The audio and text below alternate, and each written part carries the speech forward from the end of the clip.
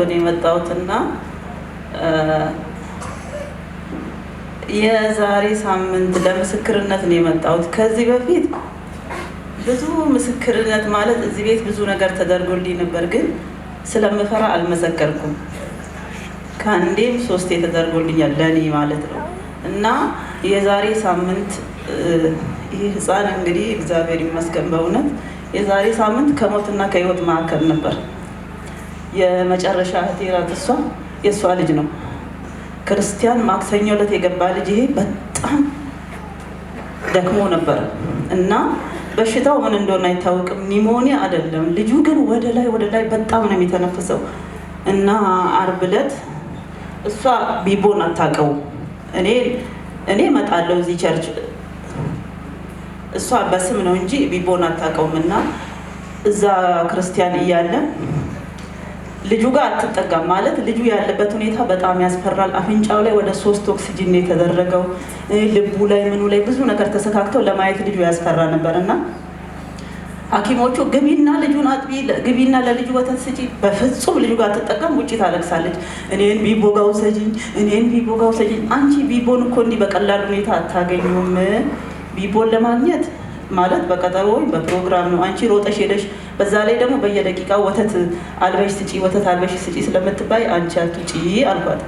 ከዛ ማክሰኞ፣ ሮብ፣ ሐሙስ ምንም ለውጥ የለውም ልጁ ወደ ላይ ነው የሚተነፍሰው።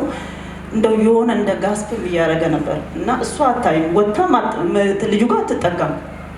እኛና እየተቀያየርን እህቶቼ እየተቀያየርን ነው ህፃኑ ጋር የምናድረው፣ ቀን የምንይዘው። ዓርብ ዕለት ከጠዋት ጀምሮ እኔን ቢቦ ጋር ውሰጂኝ ትለኛለች። አይ ቢቦን እንዲህ አናገኘውም አልኳትና ጠዋት 1 ሰዓት የገባው አዳር ላይ ታላቅ እህቴ ናት ይዛው ያደረችው። ከሰዓት ጠዋት 1 ሰዓት የገባው ደግሞ እስከ 7 ሰዓት እኔ ነኝ ያዝኩት። ማለት እንድች ነው ህፃኑን እንድች ይዘነው ነው ያው ኦክሲጅን ላይ ስላለ የምንጠብቀውና 7 ሰዓት ላይ ከሰዓት ስራ ገቢ ነበርኩኝ። ለአባትየው ሰጠውና መጣው ቤቴ መጣውኝና ቤት 7 ሰዓት ስራ ልገባ ምሳ እየበላን የዚህ ቸርች ዓርብ ዕለት ሰው እየተበተነ ነው። ባለቤቴን ወይኔ መንጌ በመስኮት ይታየኛል ሰው ሲበተን፣ መንጌ በእናቴ ከቢቦ ሰው ቸርች ሰው እየተበተነው ሊድ አልኩት። ሩጪ እንዲህ ነው ያለኝ። እኔ ቢቦ እረቴታ ወጣ አለኝ። ምበላትን ምሳ አቆምኩኝና እየሮጥኩ ስመጣ ሰው ተበትኖ እየወጣ ነው። መኪናው ጋር ስደርስ እሷም ገብታለች፣ ልጆች ገብተው አንተ የለህም።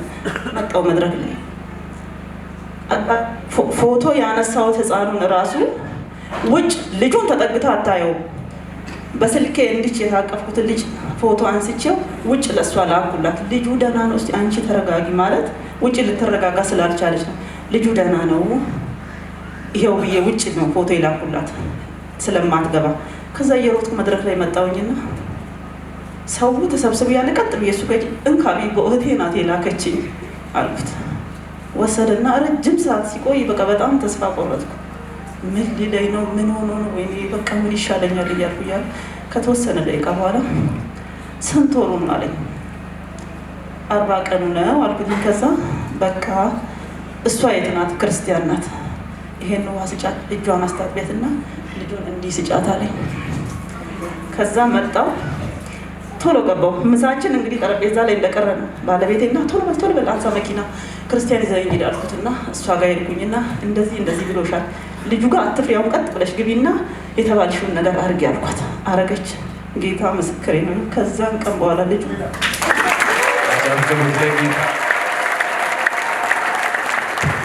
ክብር ለኢየሱስ ይሁን።